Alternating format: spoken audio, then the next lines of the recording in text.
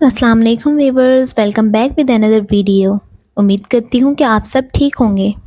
اگر تو آپ چینل پہ نئے ہیں اور ابھی تک چینل کو سبسکرائب نہیں کیا تو جلدی سے جائیں اور چینل کو سبسکرائب کریں۔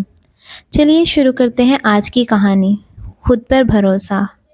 کسی باغ کے ایک گھنے درخت پر ایک فاختہ نے خوبصورت گھونسلہ بنایا ہوا تھا، جس میں وہ دن بھر اپنے بچوں کے ساتھ رہتی تھی اور ان کو دانہ بھی چگاتی تھی۔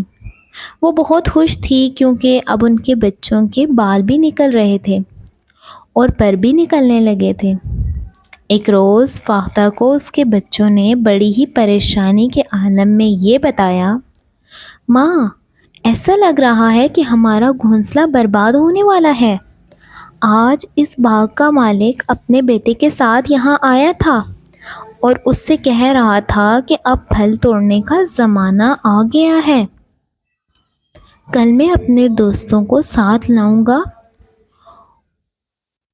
اور ان کی مدد سے اس درخت کے پھل توڑوں گا۔ میرے بازو میں تکلیف ہے جس کی وجہ سے میں یہ کام اکیلا نہیں کر سکتا۔ مجھے اپنے دوستوں کی مدد کی ضرورت ضرور پڑے گی۔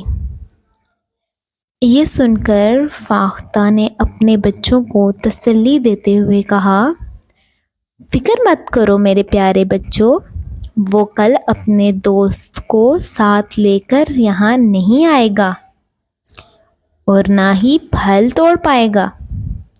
اور پھر واقعی ہی ایسا ہوا۔ باغ کا مالک نہ تو خود آیا اور نہ ہی اس کا دوست وہاں آیا، نہ ہی ان لوگوں نے پھل توڑے۔ اسی طرح کئی روز گزر گئے تو ایک روز وہ پھر باغ میں آیا۔ اس وقت بھی فاختہ اپنے بچوں کے پاس نہیں تھی۔ اس نے پھر سے درخت کے نیچے کھڑے ہو کر کہا، کل تو میں اپنے دوستوں کو لازمی لے کر آؤں گا۔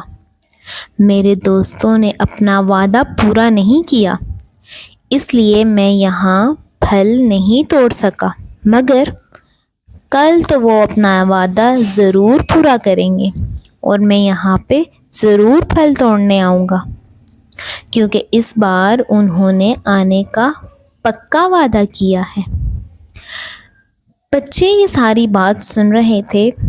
فاختہ جب واپس لوٹی تو اس کے بچوں نے یہ بات فاختہ کو بتائی تو اس نے بے پرواہی سے کہا، بچوں، تم پریشان کیوں ہوتے ہو؟ تم پریشان نہ ہو، کیونکہ اس بات کی میں گارنٹی دیتی ہوں کہ اس بار بھی نہ وہ خود آئے گا اور نہ ہی اس کے دوست آئیں گے۔ غرض اسی طرح یہ دن بھی گزر گیا اور فاختہ کے کہنے کے مطابق نہ باغ کا مالک وہاں آیا اور نہ ہی اس کا کوئی دوست۔ اسی طرح وہ لوگ ہنسی خوشی دن گزارتے رہے۔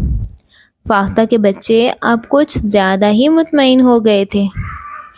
چند روز بعد باغ کا مالک اپنے بیٹوں کے ساتھ پھر سے باغ میں آیا اور اپنے بیٹوں کے ساتھ وہاں پہنچ گیا اور درخت کے نیچے کھڑے ہو کر بولا، میرے دوستوں نے تو کبھی میرا ساتھ دیا ہی نہیں۔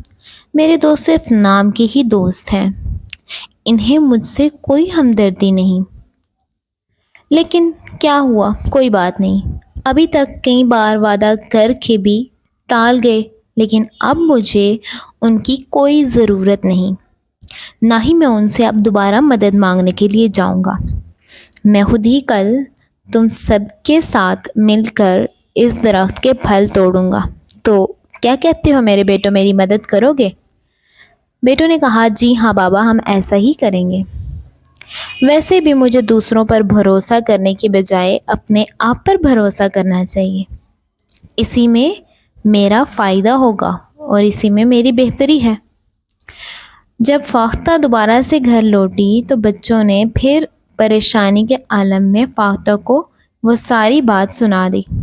جب فاختہ نے یہ بات سنی تو وہ بہت پریشان ہو گئی اور پریشانی کے عالم میں بولی، بچوں، اب ہمیں فوری طور پر یہاں سے جانا ہوگا۔ جب تک باغ کا مالک دوسروں پر بھروسہ کر رہا تھا اس کا کام نہیں ہو رہا تھا، مگر آج اس نے خود پر بھروسہ کرتے ہوئے خود ہی پھل توڑنے کا ارادہ بنا لیا ہے۔ تو بچوں، ہمیں یہاں سے جانا ہوگا۔ جب اس نے خود ارادہ کر لیا ہے تو وہ ضرور کامیاب ہو جائے گا، اس لیے اب ہم یہاں سے چلے جائیں گے، ہمیں یہاں سے ضرور جانا ہوگا۔ پھر وہ اپنے بچوں کو ساتھ لے کر وہاں سے پرواز کر گئی۔ تو اس کہانی سے ہمیں یہ سبق ملتا ہے کہ ہمیشہ خود پر بھروسہ کرنا چاہیے، دوسروں پر کبھی بھروسہ نہیں کرنا چاہیے، اور اپنی مدد آپ کرنی چاہیے۔ تو دوستو، اگر آپ کو میری آج کی ویڈیو اچھی لگی ہے تو جلدی سے جائیں، ویڈیو کو لائک کریں، شیئر کریں، کمنٹ کریں، اور چینل کو سبسکرائب کرنا مت بھولیے گا۔ بیل آئیکن کو بھی ضرور پریس کرنا تاکہ ہر آنے والی ویڈیو سب سے پہلے آپ کو ملے۔ اپنا بہت سارا خیال رکھیں۔ اللہ حافظ۔